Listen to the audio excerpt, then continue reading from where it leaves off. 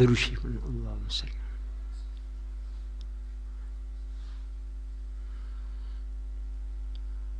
الحمدللہ رب العالمین والصلاة والسلام علی سید الاولین والآخرین وعلی آلہ وصحبہ اجمعین وعلی الذین تبعہم بإحسان ودعا بدعوتہم الی یوم الدین.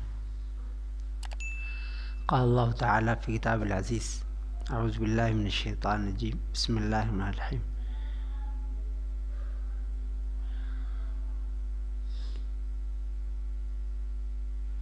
فاجتنبوا الرجس من الاوثان واجتنبوا قول الزور حنفاء للہ غیر مشرکین به.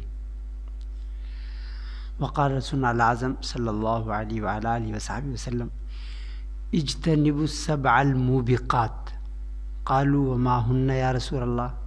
قال الشرک باللہ والسحر وقتل النفس التي حرم الله إلا بالحق وأكل الربا وأكل مال اليتيم والتولي يوم الزحف وقذف المحسنات المؤمنات الغافلات. محترم حضرات، اختار شانوں نے قرآن پاک میں ذکر فرمایا بڑے بڑے گناہوں کا، پھر فرمایا ان تجتنبوا کبائر ما تنہون عنہ نکفر عنکم سیئاتکم، کہ اگر تم بڑے بڑے گناہوں سے بچو گے تو ہم چھوٹے ہلکے گناہوں کو تمہارے معاف کر دیں گے. کبائر ما تنہون عنہ، تو بڑے بڑے گناہ ان کا حدیث پاک میں ذکر آیا جگہ جگہ. تو کتنے ہیں وہ؟ تو کہیں سات کا ذکر آیا کہ 7 ہیں، کہیں اس سے زیادہ. تو یہ جو ان کا ذکر آیا عدد کا، یہ حصر کے لیے نہیں کہ اتنے ہی ہیں صرف، یہ تو وقت کا تقاضا تھا، انہی کا ذکر آپ صلی اللہ علیہ وسلم فرمایا. تو بڑے گناہ کی تعریف کیا ہے؟ بڑا گناہ کون سا ہے؟ تو علماء نے اس کی تعریف کی ہے بڑے گناہوں کی، یعنی کبیرہ گناہ کی تعریف. تو ایک جامع تعریف شیخ الاسلام بارزی نے کی ہے، روح المعانی میں اس کا ذکر کیا ہے. وہ فرمایا کہ ہر وہ گناہ جس پر وعید آئی ہو یا حد، وعید یعنی اللہ کی لعنت، اللہ کی رحمت سے دوری، اللہ کے غضب، اس کا ذکر آیا ہو گناہ. جیسے کوئی مسلمان کو قتل کر دے گا تو اس پر اللہ کی لعنت ہوگی، اللہ کا غضب ہوگا، یہ جہنم میں ہمیشہ رہے گا. یا اس پر حد جاری ہوتی ہو، حد اس میں جیسے قتل کرے گا کوئی کسی کو تو قصاصاً اسے قتل کیا جائے گا. اسی طرح زنا کرے گا کوئی شادی شدہ، اگر زنا کرے گا تو اس پہ حد جاری ہوگی، اس کو رجم کیا جائے گا، یعنی سنسار کیا جائے گا اسے. اسلامی قانون، اگر یہ اسلامی قانون، اور اگر کوئی چوری کرے گا اس پہ حد جاری، اس کا ہاتھ کاٹ دیا جائے گا، یعنی 10 درہم سے زیادہ کی چوری، ایسے نہیں کھانے پینے کی چھوٹی چیز اس پہ نہیں. تو اگر ان قوانین کو یہ حکومت والے حکمراں اپنا لیں تو وہاں فسادات، جرائم کم ہو جائیں گے. یہاں قتل ہو جاتے ہیں، FIR کے لیے مسئلہ ہے، FIR نہیں کرتے ہو، پیسے دو پھر کریں گے، وہ آدمی کا قتل بھی ہو گیا. تو کبیرہ گناہ وہ ہے جس پر اللہ کی طرف سے، اس کے رسول کی طرف سے کوئی وعید آئی ہو، یا اس پر حد جاری ہوتی ہو، یا وہ براہ تعاون فی الدین صادر ہو. تعاون فی الدین یعنی دین کو ہلکا سمجھ کر، اس کے مذاق کے طور پر، یعنی مذاق بنا کر، تو وہ بھی چھوٹا ہے وہ بھی بڑا ہو جائے گا. یعنی کوئی چھوٹی سی سنت ہے اور اس کا مذاق بنایا تو وہ گناہ کبیرہ ہوگا، کفر تک پہنچ جائے گا. تو وہ کبیرہ گناہ ہے، یعنی اس پر وعید آئی ہو اللہ اس کی طرف سے، یا اس پر حد جاری ہوتی ہو، یا براہ تعاون فی الدین وہ صادر ہو، تو بڑا گناہ ہو جائے گا. جو بھی ایسے ان کی جو تعداد حدیث میں آئی ہے، یہاں جیسے 7 کا ذکر آیا، بخاری شریف کی روایت ہے کہ 7 ایسی چیزیں جو ہلاک کر دینے والی ہیں، یعنی کرنے والے کو دوزخ میں پہنچانے والی ہیں، ان کا ذکر فرمایا. تو یہ وقت کے مقتضا سے، حصر کے لیے نہیں فرمایا. چونکہ سیدنا ابن عباس سے پوچھا گیا گناہ کبیرہ 7 ہیں، تو ان کا نہیں 7 نہیں 700، 7 میاں کہو. تو یہ تو وقت کے مقتضا سے آپ صلی اللہ علیہ وسلم کا ذکر فرمایا. تو یہاں سب سے پہلے اجتنبوا السبع الموبقات، یعنی ہلاک کر دینے والی، تباہ کر دینے والی 7 چیزوں سے بچو، یہ انداز فرمایا. تو قرآن نے فرمایا فاجتنبوا الرجس من الاوثان واجتنبوا قول الزور، یعنی بچو. اجتنبوا ان تجتنبوا کبائر ما تنہون عنہ، یعنی آگاہ کیا، باخبر کیا. 7 پھر فرمایا، صحابہ نے پوچھا فوراً اللہ کے رسول وما ہن یا رسول اللہ، وہ 7 کیا ہیں جو ہلاک کر دینے والی؟ 7 بڑے بڑے گناہ. تو سب سے پہلا گناہ ہے الشرک باللہ. آپ نے فرمایا الشرک باللہ. تو صحابہ کی خوبی یہ تھی کہ وہ فوراً علاج معلوم کرتے تاکہ اس سے بچا جا سکے. اچھا ہم مجھ سے کہے کہ اس میں علت کیا ہے، یعنی اس کی حکمت کیا ہے، علت کیا ہے. آج کا آدمی تو یہ پوچھتا، کیونکہ علت حکمت بس ایک اللہ کے رسول نے فرما دیا، اب اس سے بچنا ہے صرف. لیکن یہ نہیں کہ کیوں بچا جائے اس سے، کیا وجہ ہے، یہ نہیں. آپ نے فرمایا الشرک باللہ، سب سے بڑا گناہ ہے شرک باللہ، کائنات کا سب سے بڑا گناہ. ایسا اگر بغیر توبہ کے آدمی مر گیا تو پھر ہمیشہ دوزخ میں جلے گا، وہ آگ میں جلے گا. الشرک باللہ یعنی اللہ کے ساتھ شرک کرنا، اللہ کی ذات میں، اللہ کی صفات میں شرک کرنا. ایک شرک یہ ہے کہ اللہ کا کوئی معبود بنا لے اللہ کی طرح، وہ کوئی بھی اینٹ پتھر سونا چاندی گوبر کچھ بھی ہو، اس کو معبود بنا کے اسے پوجے، اللہ معبود سمجھے، اپنا عبادت کے لائق سمجھے. یہ شرک جلی ہے. تو اس سے پناہ مانگی انبیاء علیہ الصلوۃ والسلام، اور دعا فرمائی. حضرت ابراہیم خلیل اللہ نے دعا فرمائی وَإِذْ قَالَ ابراہیم رب اجعل هَذَا الْبَلَدَ آمِنًا، انہوں نے دعا مانگی یا اللہ اس شہر کو امن والا بنا دے. وہاں بنجر تھا، کچھ بھی نہیں، گھاس پھوس کچھ نہیں تھا مکے میں. جب اپنے چھوٹے بچے کو، دودھ پیتے بچے کو، اور اپنی اہلیہ حضرت ہاجرہ رضی اللہ تعالی عنہا کو وہاں چھوڑا تو اللہ سے دعا مانگی هَذَا الْبَلَدَ آمِنًا. اور دوسری دعا وَجْنُبْنِي وَبَنِيَّ أَن نَعْبُدَ الْأَصْنَامَ، کہ مجھے اور میرے بچوں کو، میری اولاد کو بتوں کی پوجا سے بچا لے. وَجْنُبْنِي وَبَنِيَّ أَن نَعْبُدَ الْأَصْنَامَ، یعنی یہ انبیاء علیہ السلام شرک سے بچنے کی دعا. الشرک باللہ تو اور یہ ایسا ان اللہ لا یغفر ان یشرک بہ ویغفر ما دون ذلک لمن یشاء. ان 2 جگہ اللہ نے فرمایا کہ جو اللہ کی ذات میں صفات میں شرک کرے گا تو وہ قابل معافی نہیں ہے. اس کے علاوہ جسے اللہ چاہے گا معاف کر دے گا. یعنی یہ نہ سمجھے گا آدمی کو اور تو ہلکے ہیں، یعنی اگر وہ چاہے گا تو معاف کرے گا، وہ نہ چاہے تو معاف نہیں کرے گا، وہ چاہے سزا دے. لا یغفر. اور حضرت ابراہیم خلیل اللہ جو ہیں ان کی ملاقات اپنے مشرک باپ سے ہوگی آخرت میں. اب وہ بخاری شریف میں یہ قصہ آیا ہے، وہ گڑ گڑائیں گے. وہ تو حضرت ابراہیم خلیل اللہ کہیں گے میں نے کہا نہیں تھا کہ میری نافرمانی مت کرنا، تم نے میری نافرمانی کی. ان کے نہیں، آج میں نافرمانی نہیں کروں گا، لا عصیک یوم، آج قیامت کے دن. تو وہ کھڑے ہو جائیں گے سفارش کرنے.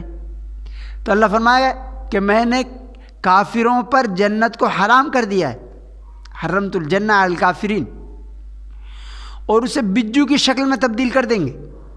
وہ کہہ دیں گے، وہ سفارش کریں گے یا اللہ میں نے یہ دعا کی تھی کہ مجھے رسوا مت کرنا قیامت کے دن، اس سے بڑی رسوائی کیا، میرا باپ تو جہنم میں جائے گا. لیکن حق تعالی شانہ اسے بجو کی شکل میں تبدیل کر دیں گے، اور جہنم کے فرشتے اٹھا کے جہنم میں اسے پھینک دیں گے آذر کو، اور یہ بھول جائیں گے.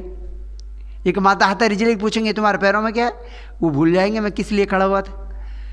تو لیکن ہے کہ معاف نہیں کیا، چاہے وہ نبی کا باپ ہو. شرک کی حالت میں اگر کوئی مر گیا تو نبی کا باپ ہو. حضرت ابراہیم خلیل اللہ جو ہیں، حضرت ابراہیم خلیل اللہ کا مقام آپ صلی اللہ علیہ وسلم کے بعد آتا ہے تمام انبیاء میں، ابو الانبیاء ہیں، انبیاء کے باپ. لیکن ان کے باپ کا یہ حال ہے کہ ان کو جہنم میں ڈال دیا شرک کی وجہ سے. تو اس لیے سب سے بڑا جرم ہے شرک، الشرک باللہ. تو شرک جلی ہے. ایک قسم ہے شرک خفی، یعنی اعمال میں اخلاص کا نہ ہونا. کوئی بھی عمل آدمی کرتا ہے، کوئی عبادت، کوئی اطاعت، کوئی خیر کا کام، کوئی بھلائی کا کام، لیکن وہ اللہ کے لیے نہیں، دوسروں کے لیے کرتا، مخلوق کو خوش کرنے کے لیے کرتا ہے. تو یہ شرک خفی ہے. صحابہ آپس میں مذاکرہ فرما رہے تھے، اس کا دجال کا ذکر فرماتے، آپ صلی اللہ علیہ وسلم تشریف لائے تو آپ نے کس کا ذکر کرا؟ انہوں نے کہا جو دجال کا. تو آپ نے فرمایا دجال سے زیادہ خطرناک بات میں بتاؤں تمہیں کیا ہے؟ شرک خفی ہے. یعنی وہ رینگتا ہے، آدمی کو پتہ بھی نہیں چلتا کہ وہ شرک کر رہا ہے، ریاکاری ہے اس کے کام میں، کسی عمل میں، کسی اطاعت میں، عبادت میں ریاکاری ہے، اسے پتہ بھی نہیں چلتا آدمی کو. بات تو یہ شرک خفی، ریاکاری، نمائش دکھانے کے لیے، مخلوق کو خوش کرنے کے لیے، خالق کو خوش کرنے کے لیے، مخلوق کو خوش، تو اس سے سارا عمل ضائع ہو جاتا ہے. تو اس سے آگاہ کیا کہ دجال سے زیادہ خطرناک، حالانکہ دجال جو ہے سب سے بڑا فتنہ ہوگا اپنے وقت کا. آپ نے فرمایا اس سے زیادہ خطرناک ہے شرک خفی، یعنی ریاکاری، کسی کو دکھانے کے لیے کام کرنا، اللہ کو خوش کرنے کے لیے نہیں.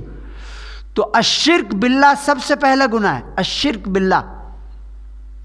اور مشرک پر جنت کو اللہ نے حرام فرما دی. ومن یشرک باللہ فقد حرم اللہ، اللہ عیسیٰ علیہ السلام کا قول نقل کیا ہے کہ جو اللہ کے ساتھ شرک کرے گا تو اللہ نے جنت کو ان کے لیے حرام کر دیا. اور یہ یہودیوں نے، عیسائیوں نے اللہ کی ذات میں شرک کیا. تو یہ شرک باللہ سب سے پہلا گناہ. دوسرا گناہ السحر، جادو، جادو کرنا. تو جادو میں کیا ہوتا ہے کہ جادو میں شیاطین سے وہ مدد طلب کرتے ہیں.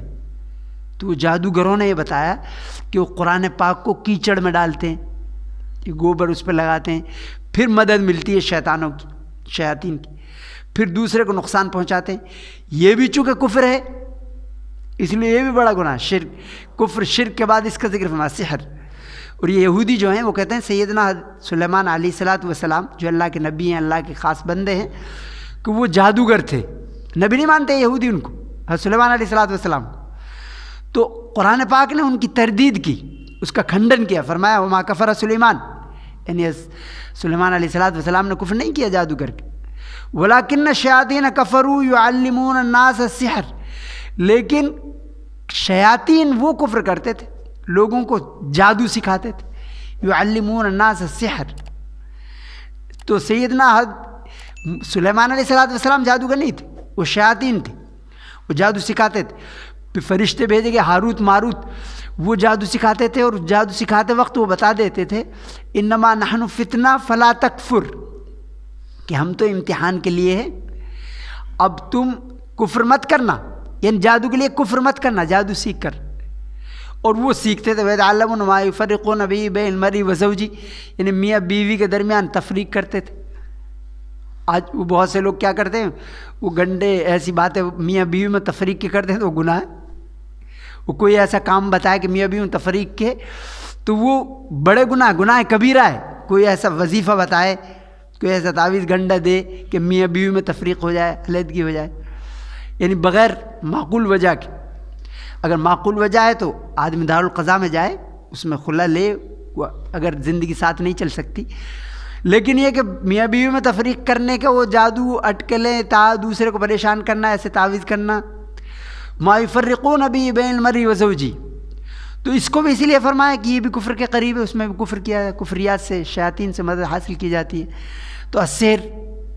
اور تیسرا فرمایا قتل النفس التی حرم اللہ الا بالحق، یعنی کسی بھی جاندار کو قتل کرنا، کسی انسان کو قتل کرنا، یعنی مسلم ہو غیر مسلم ہو، اس کو قتل کرنا بلا وجہ، بلا سبب. قتل النفس التی، جس کو اللہ نے حرام قرار دیا ہے اس کو قتل کرنا.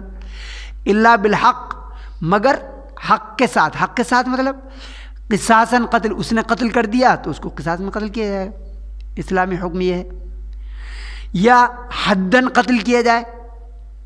حد کا مطلب یہ ہے کہ اس نے زنا کیا، شادی شدہ نے، تو سنساری میں اسے قتل کر دیا ہے، حد. یا ردتاً قتل کیا جائے. ردتاً مطلب مرتد ہو گیا ہو. اسلامی حکم یہ ہے جو اسلام کے بعد مرتد ہو جائے تو اسے بھی قتل کر دیا جائے گا. تو حداً ہو، قصاصاً ہو، ردتاً ہو، یہ تو حق کے ساتھ. اس کے علاوہ کسی کو قتل کرنا، تو اللہ فرماتا ہے وَمَن يَقْتُلْ مُؤْمِنًا مُتَعَمِّدًا فَجَزَاؤُهُ جَهَنَّمُ خَالِدًا فِيهَا وَغَضِبَ اللَّهُ عَلَيْهِ وَلَعَنَهُ وَأَعَدَّ لَهُ عَذَابًا عَظِيمًا. یعنی جو کسی مسلمان کو جان بوجھ کر قتل کرے گا، جان بوجھ کر، تو اللہ اس پر اللہ کی لعنت، اللہ کا غضب، اور جہنم میں وہ ہمیشہ رہے گا، ہمیشہ. یعنی کافروں کی صفتیں وہ رہیں گے ہمیشہ. یہاں مسلمان کے لیے فرمایا ومن یقتل مؤمنا متعمدا فجزاؤہ جہنم خالدا فیہا، ہمیشہ رہے گا اس میں. یعنی جو جان بوجھ کے کسی کو قتل کرے گا، اور اگر دونوں کا قتل کا ارادہ ہے تو آپ نے فرمایا دونوں جہنم میں جائیں گے. اگر دو مسلمان آپس میں لڑیں ایک دوسرے کو قتل کرنے کی نیت سے، اور ایک قاتل بھی جہنم میں جائے گا، مقتول بھی جہنم میں جائے گا. صحابہ نے پوچھا اللہ کے رسول جو قتل ہو گیا وہ کیسے جہنم میں جائے گا؟ تو آپ نے فرمایا کہ ارادہ اس کا بھی تھا قتل کرنے کا، لیکن اس کا بس نہیں چلا، تو وہ تو اللہ تو عزم اور ارادے کو دیکھتا ہے، دل کی نیت کو دیکھتا ہے، دل کے فساد کو، تو اس لیے وہ جہنم میں جائیں گے. تو اس لیے قتل سے، اور خودکشی بھی اسی میں آئی، چونکہ یہ جان جو ہے اللہ کی ملکیت ہے. اب اس میں ایسا نہیں کر سکتا کہ کوئی کسی کو گفٹ دے دے ہاتھ کاٹ کے، اپنے محبوب ایسا نہیں کر سکتا چونکہ اس کا ہے ہی نہیں. کوئی انگلی کاٹ کے دے دے، خون نکال کے ویسی بلا ضرورت، ویسے خون دینا تو صحیح ہے، لیکن خون بغیر بات نکال کے بوتل بھر کے لو ہم تمہیں دکھا رہے ہیں محبت ہے، تم سے تعلق ہے، یہ جائز نہیں، چونکہ اس کی ملکیت ہی نہیں ہو، وہ تو امانت ہے اس کے پاس اللہ کی. تو اس لیے خودکشی کرنا یہ بھی اسی میں، قتل النفس میں. اب یہ کہ ذرا سی بات پہ وہ دھمکی دیتا ہے آدمی کہ ہم خودکشی کر لیں گے. کہ بیوی، ایک دیکھا میں نے اچھا خاصا آدمی، اس نے کہا کہ میں لکھ کے جاؤں گا کہ خودکشی کر لوں گا اور تمہارا الزام لگا دوں گا. مسلمان اور عورتیں وہ لائیو خودکشی کر رہی، یعنی ایسے جیسے نانی کا گھر ہو، وہاں تو یعنی باز پرس ہوگی. وہاں حدیث میں آتا ہے کہ جس چیز سے اس نے خودکشی کی اس کے ذریعے ایسا ہی ہوگا، وہی سزا ملتی رہے گی. ایک صحابی تھے، انہوں نے جو تیر کا پھل ہے اس سے خودکشی کی. آپ صلی اللہ علیہ وسلم اس کی نماز جنازہ نہیں پڑھی، یعنی صحابی تھے وہ، تیر کے پھل سے خودکشی کی، آپ صلی اللہ علیہ وسلم اس کی نماز جنازہ نہیں پڑھی. اور فرمایا تم پڑھ لو، آپ نہیں پڑھی، غصے کا اظہار فرمایا. صحابہ سے فرمایا تم پڑھ لو، لیکن آپ نے نہیں پڑھی، آپ صلی اللہ علیہ وسلم نے نہیں پڑھی. تو یہ خودکشی بھی اسی میں ہے، قتل النفس التی، چونکہ وہ ملکیت تو اللہ کی ہے، تم اللہ کی امانت کو ضائع کر رہے ہو، اس لیے جائز نہیں، خودکشی جائز نہیں. چونکہ موت اور زندگی دینے کا حق تو صرف اللہ کا ہے. وقتل النفس التی حرم اللہ الا بالحق. اور چوتھا گناہ واکل الربا، یعنی سود کھانا، اور اس میں سود کھانا، سود لکھنا، سود کا گواہ بننا، اس میں سپورٹر، ہیلپر، مددگار بننا، یہ سب اس میں آئے گا. اکل الربا یعنی سود کسی بھی. تو ایک تو ہوتا ہے ربا الفضل، یعنی بچت والا، کہ ایسے 10,000 دیے، پھر وہ کہہ رہا ہے کہ بھائی ایسا ہے کہ ایک میں تمہیں دے رہا ہوں ادھار، یعنی ہر وہ قرض جو نفع کے ساتھ ہو وہ ہے سود. یعنی اس کو 10,000 دے رہا ہوں میں، ایک مہینے کے بعد 20,000 تم مجھے دینا، یہ ہے ربا الفضل. ایک ربا النسیہ، کہ ادھار کی وجہ سے پیسے بڑھا کے لے رہا ہو، کہ اب اتنا ہے لیکن ادھار کی وجہ سے پیسے اتنے بڑھ جائیں گے چونکہ ادھار دے رہا ہوں. تو یہ کچھ بھی اس کی شکل ہو، اس کا رواج بہت ہے مسلمانوں. حالانکہ اس کا یہ کہنا چاہیے کہ ہر محلے میں، ہر گاؤں میں، ہر شہر میں یہ ہو، اس کی بیت المال ہو اس کے لیے، اور ضرورت مند یعنی قرضے کی کسی کی ضرورت ہو تو قرضے اسے نظم کیا جائے. اور بیوی یا شادیوں کی بیوائیں ہیں، یتیم ہیں، ان کی کفالت کا مسئلہ ہے تو اس سے اس کا نظم کیا جائے. لیکن یہ کہ اب کوئی ڈھونڈے تو اسے بھی قرض وہی سود کا ملتا ہے. اتنا عام ہو گیا کہ سانس لو تو سانسوں میں بھی قرض، وہ سود آئے گا، ربا، انٹرسٹ. تو یہ اکل الربا فرمایا. یہ چونکہ ظلم کرنا ہے، یہ ظلم کی شکل ہے اکل الربا. اس میں غریب آدمی اور غریب ہو جائے گا، اور امیر آدمی اور امیر ہو جائے گا. تو اس لیے اس کو حرام قرار دیا، اکل الربا واکل مال یتیم. اور اللہ فرماتا ہے یمحق اللہ الربا ویربی الصدقات، یعنی ربا کو، سود کو، انٹرسٹ کو، بیاج کو اللہ گھٹاتا ہے. آدمی سمجھتا ہے بڑھ گئے ہو. ویربی الصدقات، جو اللہ کے نام پہ خرچ کرتا ہے تھوڑا زیادہ، وہ بڑھتا ہے، بہت بڑھتا ہے. ویربی الصدقات، اس کو بڑھاتا ہے. تو اس کے واکل الربا. اور چوتھا گناہ فرمایا یہ اکل مال یتیم، یعنی یتیم کا مال کھانا. یتیم اسے بولتے ہیں جس کے باپ کی ڈیتھ ہو گئی ہو، ماں کی نہیں، باپ کی. بالغ ہونے سے پہلے باپ کی ڈیتھ ہو گئی. شریعت میں بالغ ہوتا ہے 15 سال کا، تو اس سے پہلے کوئی بچہ ہے، اس کے باپ کی ڈیتھ ہو گئی تو وہ یتیم ہے. تو آپ نے فرمایا انا وکافل الیتیم کا ہاتین، یعنی میں اور یتیم کی کفالت کرنے والا اس طرح برابر ہوں گے قیامت کے دن. آپ نے فرمایا سب سے اچھا مسلمانوں کا گھر وہ ہے جس میں کوئی یتیم بچہ بچی ہو اور اس کے ساتھ حسن سلوک کیا جاتا ہو، اس کے حقوق ادا کیے جاتے ہیں۔ اور سب سے برا گھر مسلمانوں کا وہ ہے جس میں کوئی یتیم بچہ بچی ہو اور اس کے حقوق ادا نہ کیے جاتے ہیں، اس کے ساتھ برا سلوک کیا جاتا ہو، ان نوکروں چاکروں والا اس سے کام لے جاتا ہو، اس کے حقوق ادا نہیں کیے جاتے، وہ سب سے برا گھر ہے مسلمانوں کا۔ تو اللہ نے قرآن پاک میں بار بار تنبیہ فرمائی، فرمایا وَتَأْكُلُونَ التُّرَاثَ أَكْلًا لَمًّا، کہ تم میراث کے مال کے کھا جاتے ہو، بری طرح کھا جاتے ہو، کچھ نہیں چھوڑتے۔ وَتَأْكُلُونَ التُّرَاثَ أَكْلًا لَمًّا وَتُحِبُّونَ الْمَالَ حُبًّا جَمًّا، اور تم مال سے بے پناہ محبت کرتے ہو، یعنی اللہ اس کے رسول کے بندوں کے حقوق ادا نہیں کرتے۔ تو اکل مال یتیم، سورہ نساء میں اللہ نے فرمایا ان الذین یاکلون اموال الیتامی ظلما، جو لوگ ظلماً یتیموں کا مال کھاتے ہیں، انما یاکلون فی بطونہم نارا، وہ مال نہیں، وہ آگ کھاتے ہیں، آگ، یعنی نتیجتاً وہ آگ بن جائے گا۔ یہ مال حدیث میں آتا ہے کہ جو زکوٰۃ جس کی نہیں دی جاتی وہ سانپ بن جائے گا۔ وہ کہا انا مالک انا کنزک، میں تیرا وہی مال ہوں کہ جس کو تو نے سمیٹ کر رکھا تھا۔ بندوں کے حقوق ادا نہیں کیا تھا، اللہ کے حقوق ادا نہیں، زکوٰۃ ادا نہیں کی تھی، تو وہ اقرا حابس یعنی گنجا سانپ، زہریلا سانپ بن جائے گا۔ رکے میں تو تیرا مال ہوں۔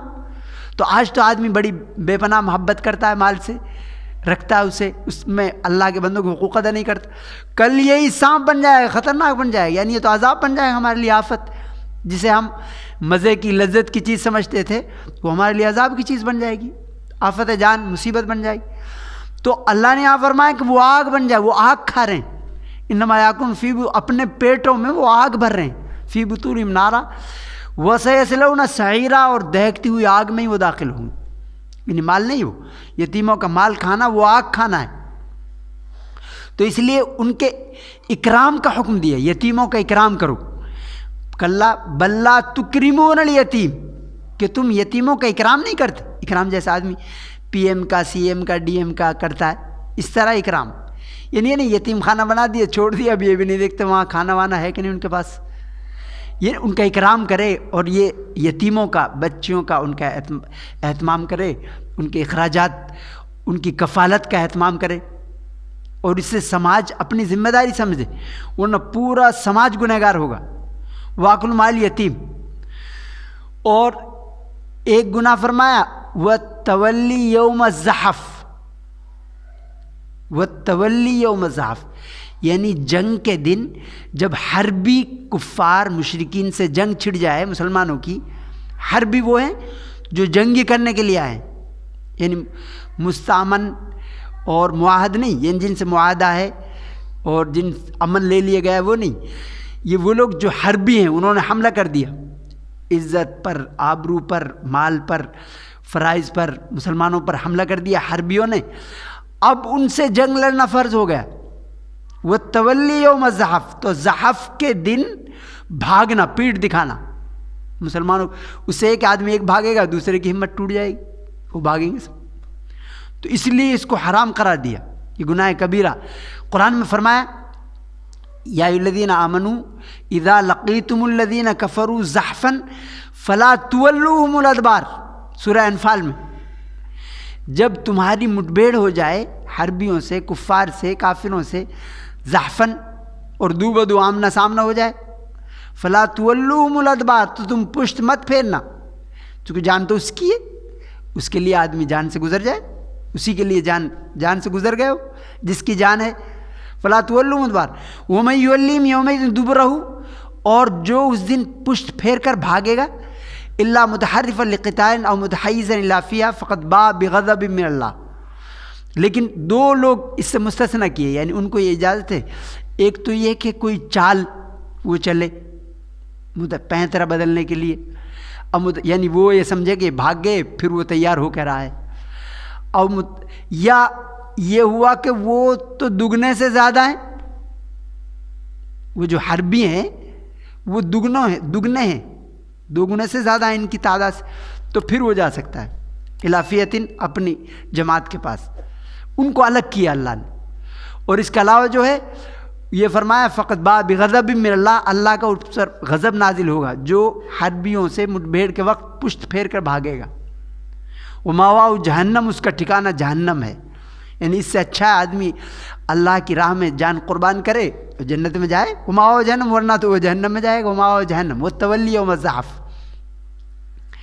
اس لیے بزدلی یہ جمع نہیں ہوتی، اس کے ایمان اور بزدلی دونوں ایک ساتھ جمع ہو جائیں کہ تو جانتے اس کی یاد، ان اللہ اشتری من المؤمنین انفسهم واموالهم بان لهم الجنہ، اللہ فرماتا ہے کہ اللہ نے ایمان والوں کے مال جان سب خرید لیے جنت کے بدلے میں، تو یہ تو اس کا احسان ہے، فائدے کے لیے ہمیں دے بھی دی وہ سب چیزیں، لیکن ہے اس کی امانت، تو اس لیے بزدلی نہ دکھا اس موقع پر، اس کو فرمایا گناہ کبیرہ میں والتولی یوم الزحف۔ اور آخری 7واں بڑا گناہ فرمایا وقذف المحصنات المؤمنات الغافلات، اور ایمان والی بچیوں پر، عورتوں پر، المحصنات جو پاک دامن ہیں، الغافلات جنہیں خبر بھی نہیں، یعنی ان پر تہمت لگائی جا رہی۔